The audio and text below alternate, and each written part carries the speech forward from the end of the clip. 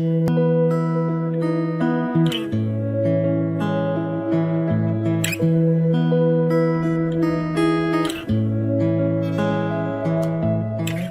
everyone, Jim Phillips here. Welcome to another episode of Java with Jim. I greatly appreciate you being here.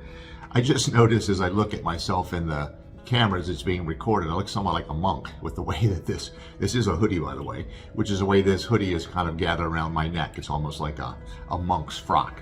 Not comparing myself to a monk, just saying that's what came to mind when I saw myself in the camera. Today what I want to talk about, and those of you who have read the book, The Key to Life, Living in Full Expression, that was written, I think originally it was written about 8 years ago. Then I had a revised edition of it about 5 years ago, if I'm not mistaken. And I'm going to be sharing something from the revised edition. It was in the original edition, but there's been some updates to it, obviously. But a lot has been coming to my mind recently about really why we're here, the purpose of our lives, what we can do. I'm not going to say what we should do, because there is no should in this. There are those things, those experiences, those acts we should partake in that will allow for our greater understanding of life, ourselves, ideally the truth of who we are and why we're here, and give us that opportunity to further expand and to gain that greater understanding. In the book, The Key to Life, I wrote about what I call the 4 pillars of life.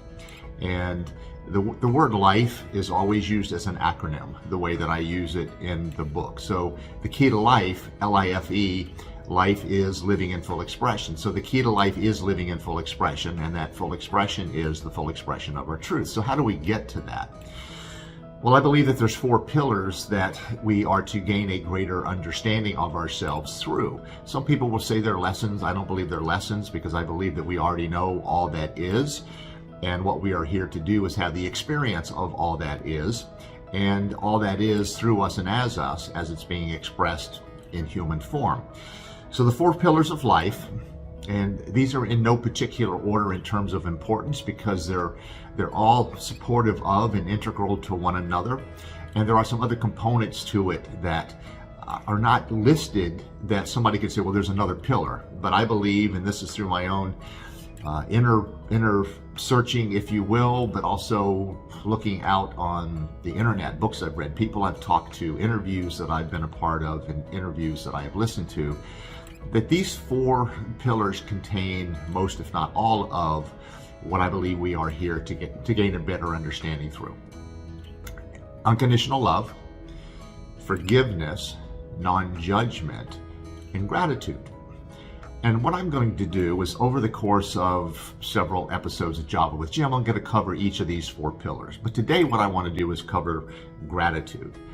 I just think that gratitude is so important, and it's so integral to how we bring life to ourselves in the way that we would want to. When I say bring life to ourselves, the experiences we want to have in life, how we want to be experienced and expressed ourselves, and how it is we want to expand in the way that's in the highest good for ourselves, but also in the highest good for all that would bear witness to who we are as we go through our expression of being here. So, in The Key to Life, Living in Full Expression, I'm going to read this directly. And the reason I'm going to read it directly is I think that what's in here is extremely important and extremely valuable, and to a certain extent, and I'm going to say this even though I wrote it, but I think it's true, profound.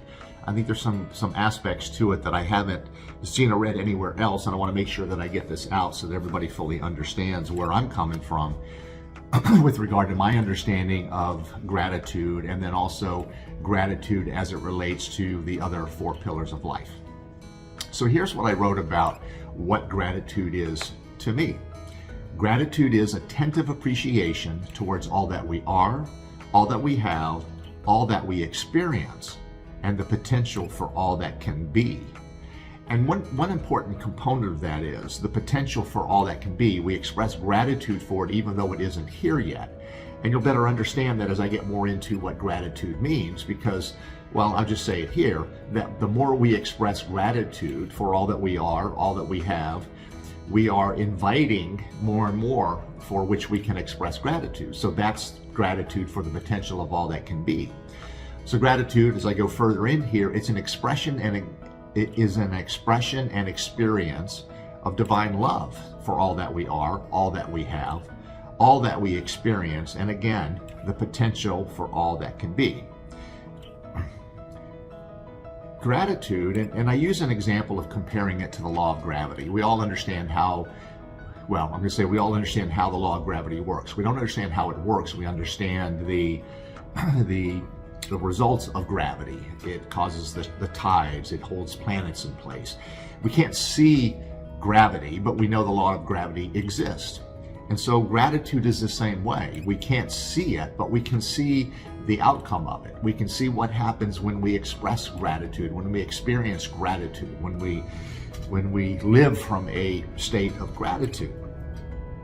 But here's the difference, the one important distinction between the law of gravity and the law of gratitude, just using those two as an example.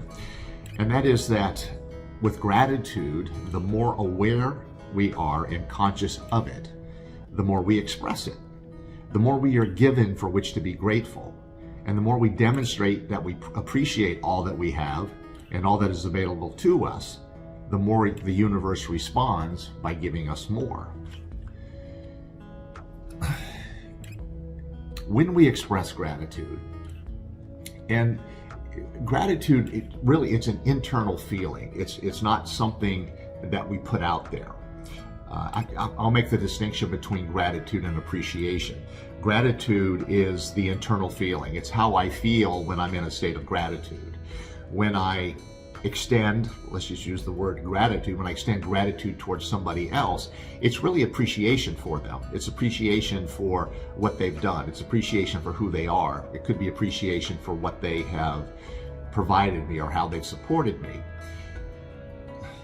Gratitude, when we live in that state of gratitude, it is living in that high level vibration that gratitude is, and it is one of the highest vibrations that we can obtain in human form.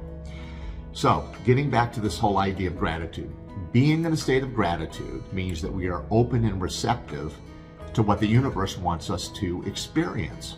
In fact, what the universe has promised as our birthright. In gratitude, we live life with an understanding and acceptance that there is an abundance of everything we desire, readily available to everyone at all times, not a select few. Again, when we're in gratitude, we live life with an understanding and an acceptance. In fact, an expectation that there's an abundance of everything we desire, readily available to everyone, not just a select few. Now, I've also written what I believe are keys to the law of gratitude, how you invite more gratitude into your life, how you have more opportunities to have the experience. And again, the experience of gratitude is the way we feel internally when we are in that state of gratitude. I believe there's some very specific keys to this, and I'm just going to share those briefly. First and foremost, gratitude must be heartfelt and sincere. It can't just be this off the cuff, I'm grateful. It has to be heartfelt and sincere. You need to allow it to be experienced internally. You have to allow it to expand within you. You have to be conscious of it. You have to acknowledge it. And when it is heartfelt and sincere, that's when we put out that energy. In fact, let me go back, and I've left out one part of gratitude that I think is really, really important. And this is how the law of gratitude works. So when we demonstrate gratitude, heartfelt gratitude, we do so through our thoughts, words, and deeds. And when we do that, in my opinion, we emit an energetic frequency of love, joy, peace, and thankfulness. And as this energetic frequency is emitted, it attracts like energetic frequencies that present similar experiences for the feeling and expression of gratitude. So when it is heartfelt and sincere, that's when we have that's when we emit that energetic frequency of love, joy, peace, and thankfulness. Gratitude is also expressed in thought, word, and deed. It is who we are. It is who we are being in that moment that we are experiencing gratitude. It's when we're in that state of gratitude that anything and everything we do, how we interact with other people, that gratitude will be experienced. And then gratitude is expressed for anything and everything for which we have been blessed, which in truth is everything we have been given. Got to turn the page here. It's everything we have been given and everything we have available to us. It is expressed without any judgment or thought about that which we think we do not have. So when you're in a state of gratitude, it is never about, I wish I had this or that. It is always about that feeling of being grateful for that which we have, that which we've already experienced, the people in our lives, we can say the material things we have in our lives, the opportunities we have in our lives. And being in that state of gratitude, as I mentioned, it also invites those other opportunities to feel gratitude that have yet to manifest. So the more we're experiencing and expressing gratitude, the more we are in that state of gratitude, the more we're going to be given for which to be grateful. And then one last thought about gratitude, and that is that when gratitude is expressed, we're asking that for which we are expressing gratitude to be given to everyone else. So whatever it is that I might be expressing gratitude for, it's not about saying that this is just for me. It's about that expression of gratitude, that feeling of gratitude, that knowing that there is abundance in everything and that there is this opportunity for everyone to receive it, to receive the goodness of life, to receive all that life has to offer all of us. Again, it doesn't choose who can be receptive of it. It doesn't choose who to give it to. It is available to everyone. So that when any of us express gratitude, that gratitude is also being extended to all others so that they too may experience the gratitude for all that we have been given and for which we are grateful. Hope this makes sense. Again, it's all in the Key to Life, Living in Full Expression. That is part of the 4 pillars of life. To recap them, it's unconditional love, it's forgiveness, it's non-judgment, and it's gratitude. I will cover the other 3 in upcoming episodes of Java with Jim. For now, that's it. I hope you benefited from this. Again, I appreciate you being here. I look forward to the next time we're together. Until next time, I'm Jim Phillips, and this has been Java with Jim. Take care and be well. Bye now.